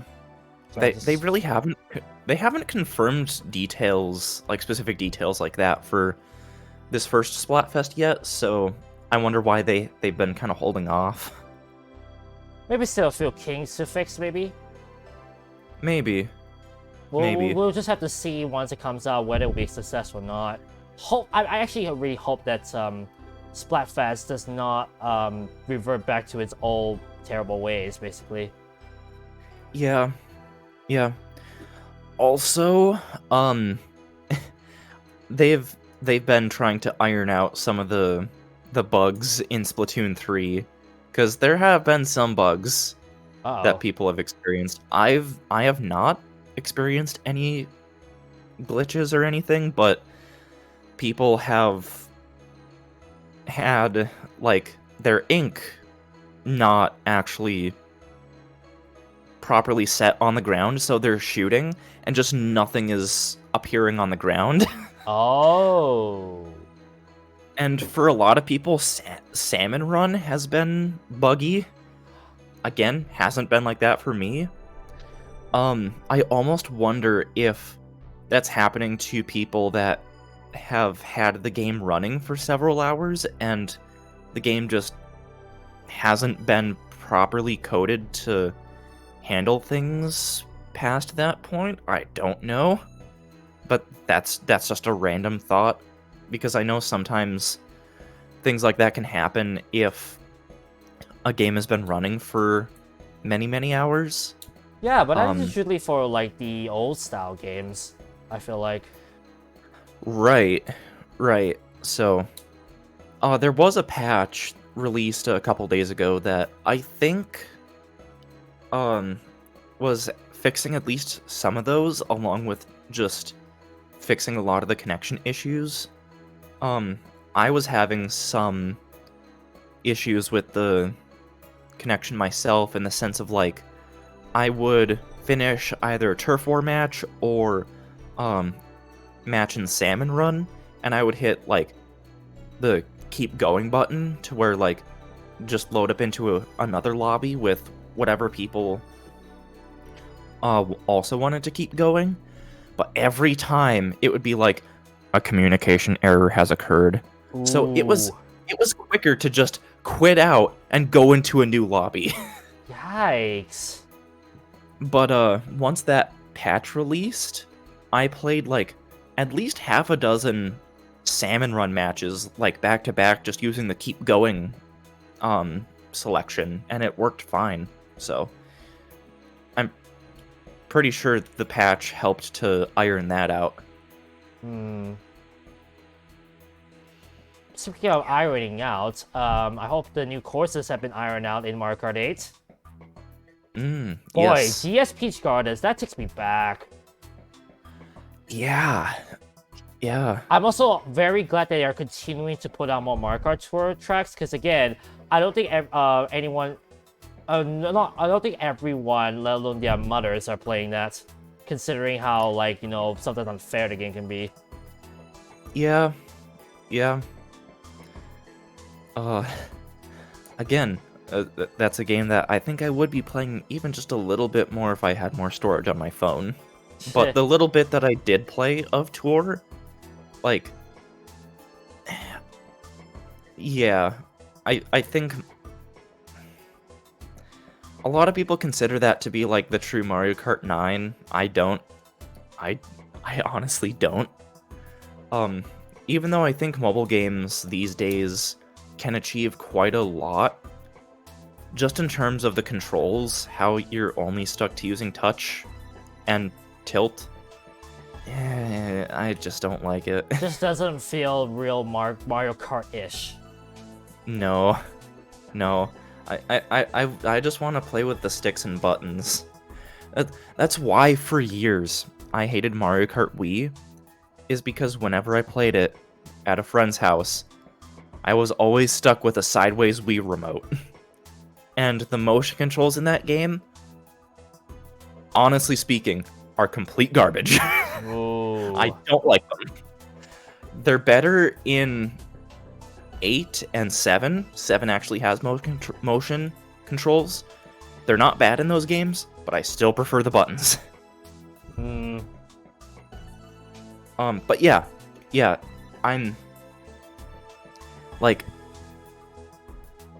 I'm happy to see tracks from Mario Kart DS especially return to, or come to, Mario Kart 8 Deluxe, because yeah, I also grew up playing Mario Kart DS. For a long while I didn't actually have the game anymore because I sold it.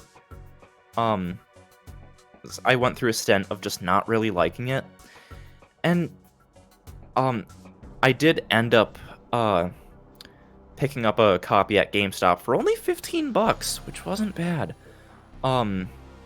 This was like a month ago. My one problem with the game is that accelerate is on the A button, which kind of cramped up my hands. Oh. Yeah, because in 7 and 8, I use Y for accelerate. I see. because it's a bit like farther away from my hand, so that it makes it a little bit more comfortable.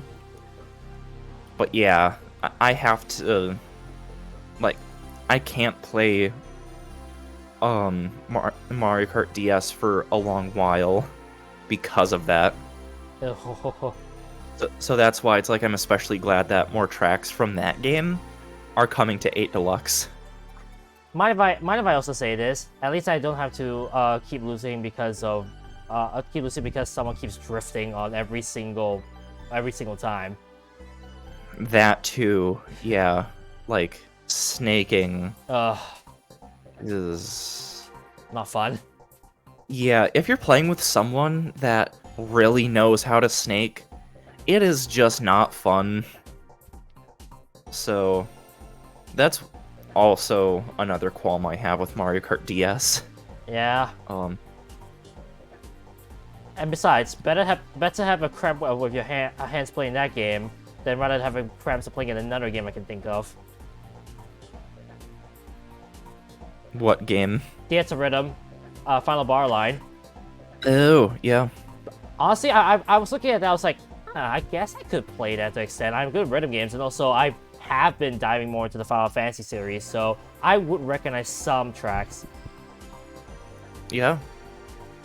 Also, man, was there a TheatreRhythm game for Final Fantasy before this? Because I feel as though there was, but I'm just not thinking about it. On the 3DS, I'm pretty sure. Yeah, I think there? that's the one I'm thinking of. Okay. Yeah. So the nice thing is it's finally coming to the Switch. Mm-hmm. Yeah. Yeah. Even though I'm not really much of a Final Fantasy fan, like again, it's great for the people that are into those sorts of series that they get to play games like that on current hardware. And the music too. Like, I think the re-edition music of Final Fantasy is just so good. As someone who has played Final Fantasy 3 and honestly really loved the music, the re-edition music. Mm-hmm. Yeah. So I might actually have a give that I want to try go in my own time, maybe, if I'm interested. Yeah. You know what else Yeah. I'm still interested in, admittedly? Bayonetta. What? Oh yes. Bayonetta. Yes. I mean, interesting like progression of lore, which I appreciate quite a bit. Mm-hmm. From oh boy, saving her memories, saving herself to saving a friend to saving the world. Like that's a nice I was supposed to say transgression. Progression. Yeah. Wrong word there, Joel. Yeah. Yeah. Yeah. That's one of those games that we just didn't hear about for such a long time, but then finally they're like, "Oh yeah, it's a thing. Don't worry, don't worry." I mean, nice that they're keeping in line with a certain theme, but I can't wait to see gameplay of it though. I'm curious to see what has been kept and what has been added. Mm-hmm. Yeah.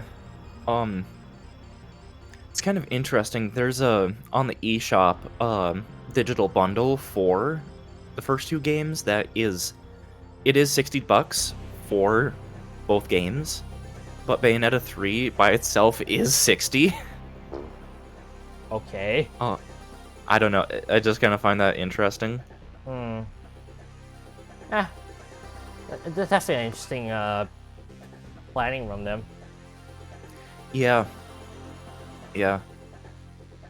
Honestly, like, I'm pretty sure, yeah.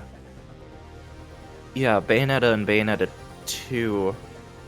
Oh, I think it's one of those games that got released physically, but like it comes with a download code that you download the other games, so it's like, you may as well just download both. Because I feel like it's one of those games that, like, I would play through once, and then probably not touch for a while, so it's like, I may as well get it physically, so then, like, I can play through it, then when I'm done, just physically put it away in my closet. But if the physical version comes with one of the other games digitally anyways, may as well just do digital. But yeah, it's interesting that this, of all series, has essentially become a Nintendo exclusive. Yeah. Like, yeah. Speaking of Nintendo exclusives, and my Switch actually just hit that game. Sparks of Hope. Yeah. The next one in the series, like, I mean, that's convenient. I mean, looking at the game itself, I'm gonna say that it definitely does not, the gameplay definitely still is similar to the original Mario Rabbids. I'm just curious about the new characters and the new story plot. Like, how it's gonna go. And someone actually made the joke of like, oh no, it's the Manta Ray from Sunshine again. Yeah. I'm surprised that they're doing another Mario plus Rabbids. Well, I mean, I guess it's not surprising because it is more of like a single player sort of story focused game. So it's like, yeah, if a sequel comes to the same system, that's more understandable. Any last hopes of Rayman to be in? Yeah, like, it definitely looks like a really good game. I just don't think I'm gonna get it. Like, even though I have the first game, I got it on sale, like the gold edition for like $20 on the eShop. Like, the game does look great and all that. It's just something about this style of tactics games just doesn't really interest me. And I'm saying this specific style because I've been kind of heavily, well, not heavily. I've been anticipating Advance Wars to finally get released. It's like I feel like I've had my fill with Sparks of Hope, or not, just Mario and Rabbids in general. Yeah, the I should original say. one. Yeah, like I played through a few worlds, and it's like, okay, I think I've had my fill. But it is cool that like this sort of crossover with Mario and the Rabbids of all things has it's gotten a sequel now. It is cool that. And let's not forget that this is a new genre of the Mario series, where in the sense that it's completely different to any other Mario game that you would probably have played before. Yeah, it is like the first time the Mario series has had a tactics game, or it has gone into the tactics genre. So, or strategy, as the eShop page says. Yeah, just a case of a quirky idea that's turned into probably a very good seller. Oh yeah. Yeah.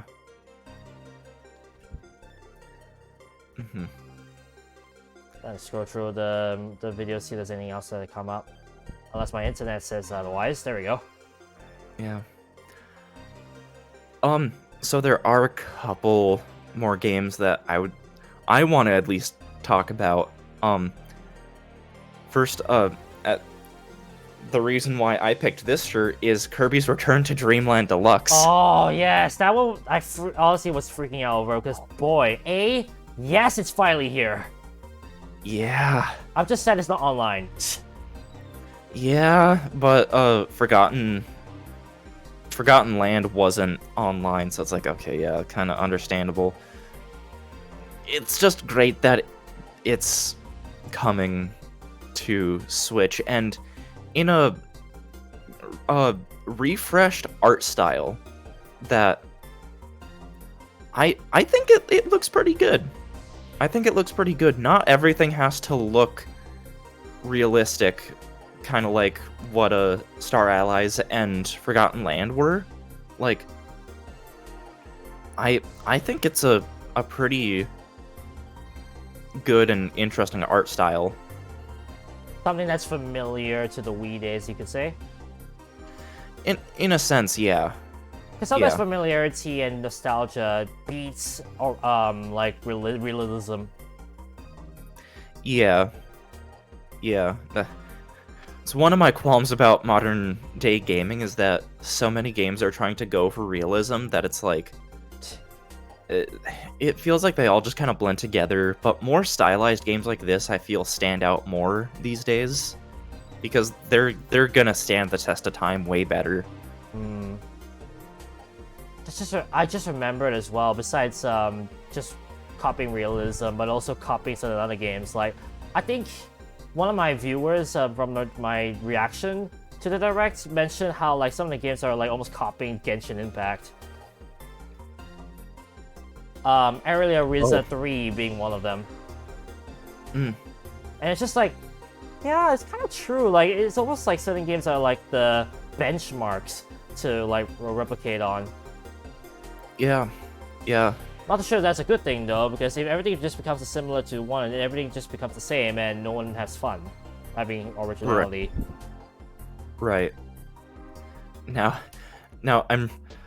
this brings up like the thought of like, what if they do like a dual pack in this similar art style for Triple Deluxe and Planet Robobot? I would love that. Ooh. And what if they take that opportunity to add like the 4-player co-op to those games? If they're able to, especially with Planet Robobot. I wonder how that would work for the Robobot sections. But it's a thought. Yeah. Because especially then this like series essentially, I know like duology and trilogy for 2 and 3, quadology for 4, because it's Return to Dreamland, Triple Deluxe, Planet Robobot, and Star Allies, people kind of consider to be like a series in it of itself almost. So like essentially now we have 2 of those games on Switch, so it's like why not bring the rest to Switch and have the Switch have that whole series of Kirby games? But it's, for me at least, that doesn't really matter because I have Triple Deluxe and Planet Robobot on 3DS, so once Return to Dreamland comes out, I will have all 4 games. Yay! Yeah. That was one that was admittedly also a bit on my radar, because honestly I quite enjoyed the Let's Play. Again, lots of games that are referenced on Let's Plays, but that honestly is how I got to know those games. Return to Dreamland is definitely one I've been wanting to try out, and honestly, I probably will buy it in due time once I find the time to play it. Now, nearing the end, I just want to run through 2 quick updates. Firstly, Xenoblade Chronicles 3, there's the new patch. Yes. And Yes. I tell you, the trailer for the new robotic character was hilarious, especially the one point where she tried to gulp like something like liquid. I was just fucking hilarious. Yeah. It's just so cute at the same time, very quirky. And then the second thing, I believe, is Mario Strikers Battle League. I believe there's 2 new characters. Yeah, Pauline and Diddy Kong. Pauline? I mean, Diddy Kong is a big thing. I like that.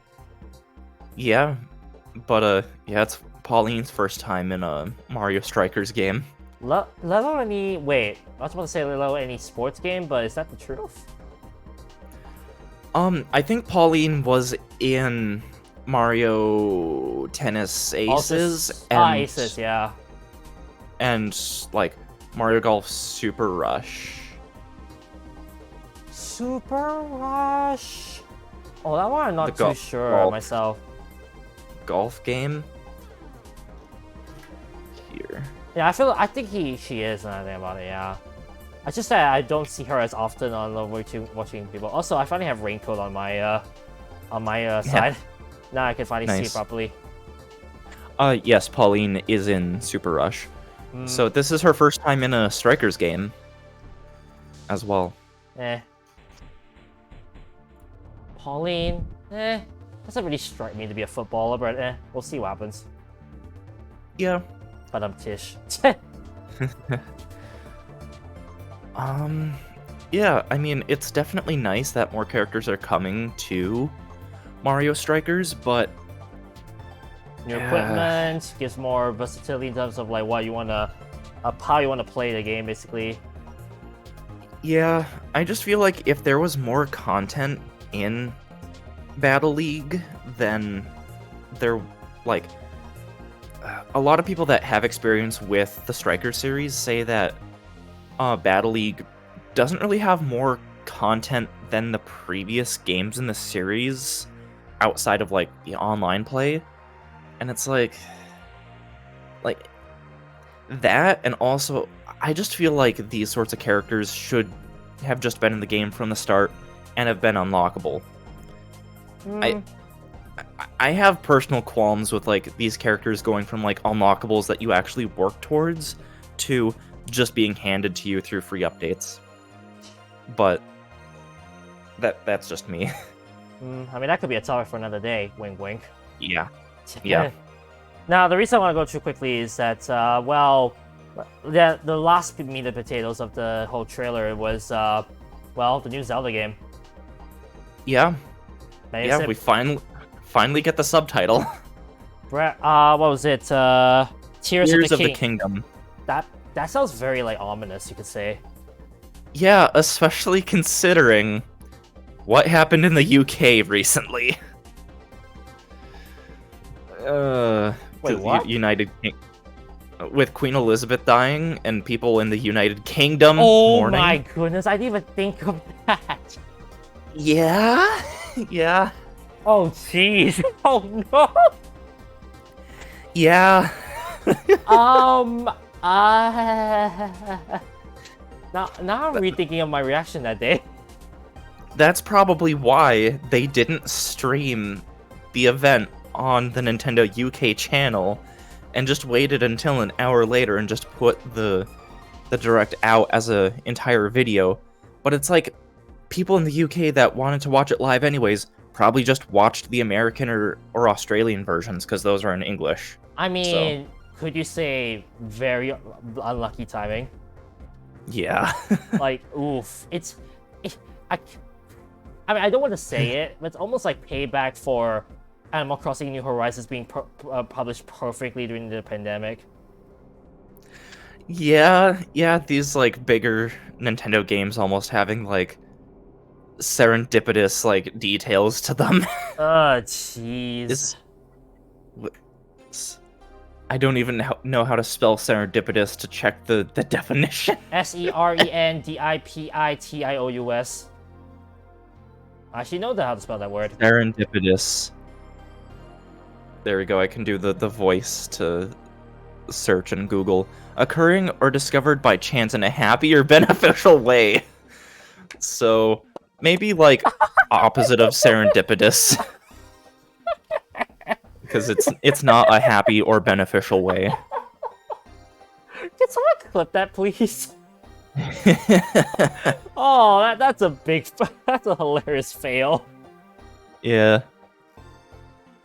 Oh, jeez. Yeah, but we finally have a subtitle. We finally have a release date, which I wasn't expecting. What was it, like May 13th? I think.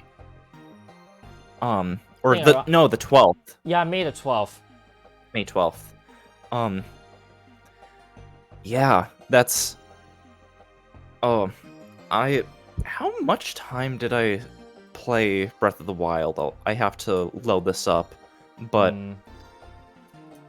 like, I'm very curious to see if so, how they one-up themselves from Breath of the Wild, because 17, 18, 19, 20, 21, 22, it's gonna be a 6-year gap between the release of both games.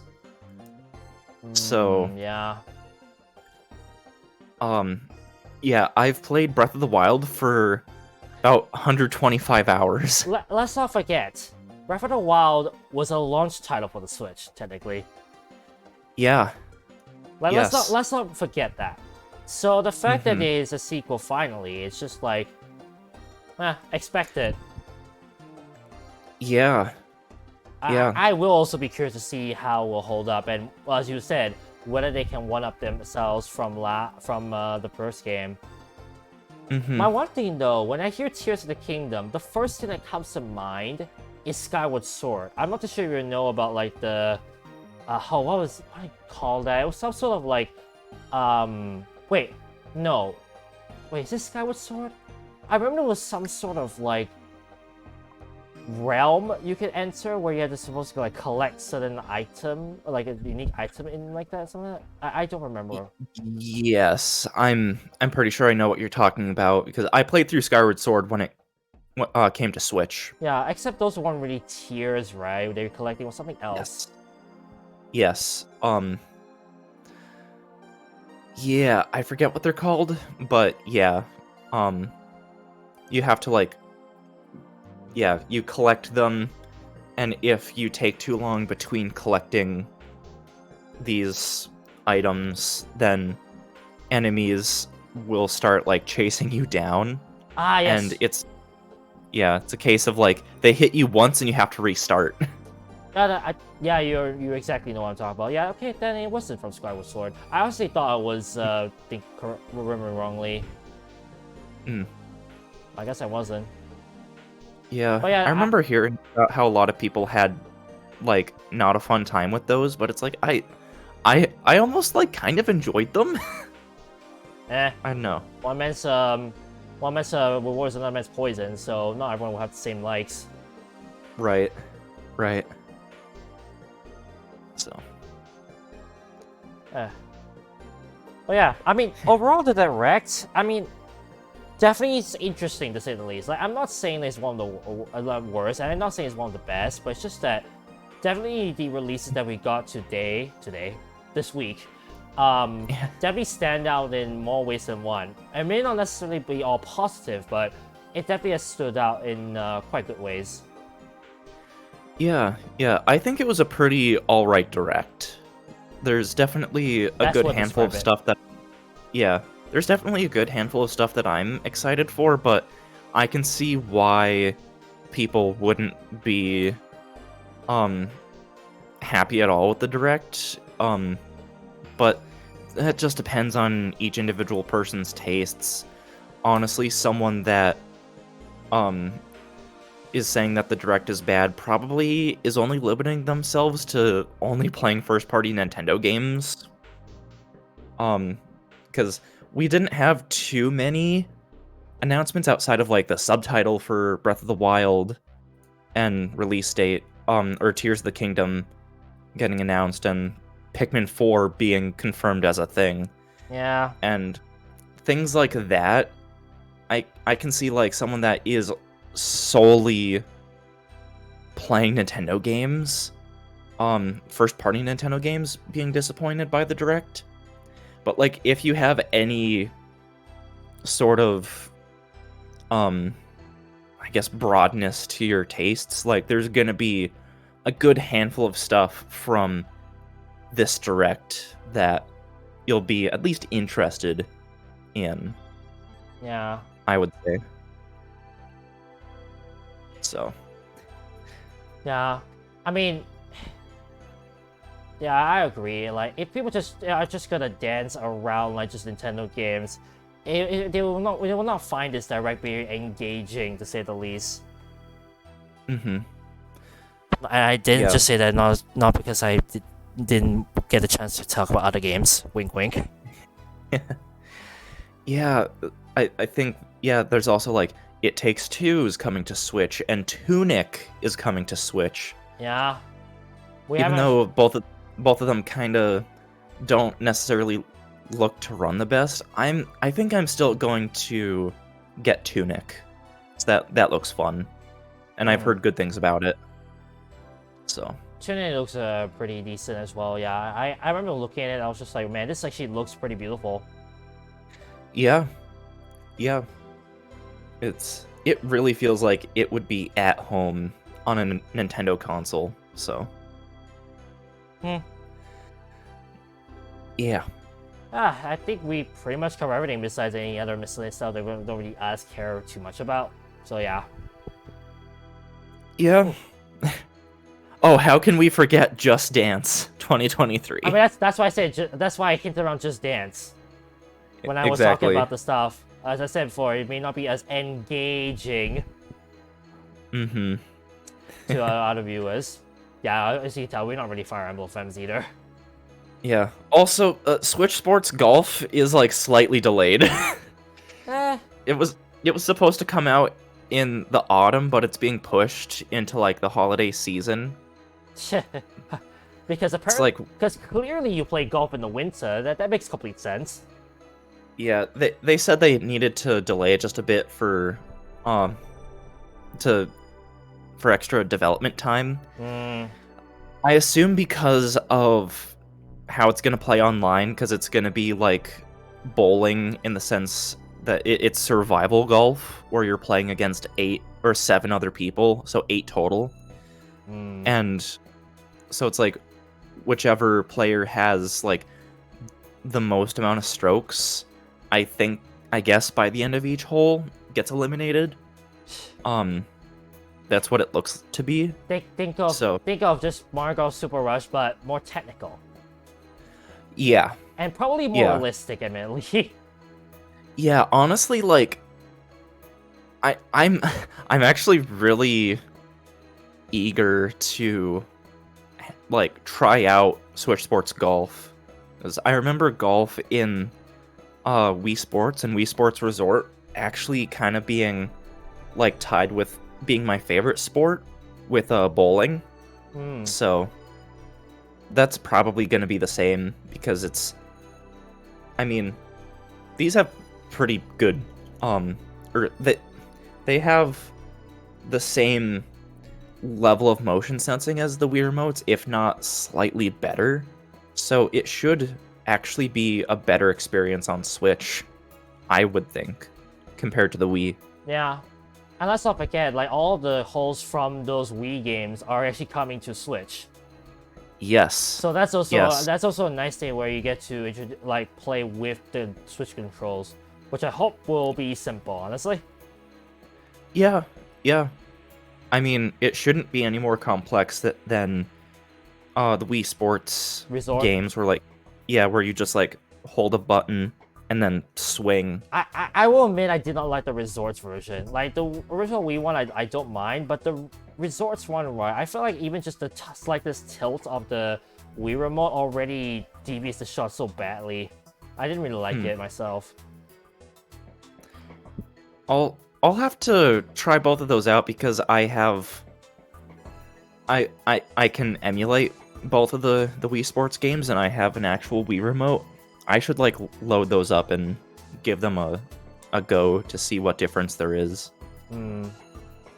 Yeah, I don't mind seeing the difference, because honestly, I feel as though that the original Wii one was actually better. But of course, that's just my opinion.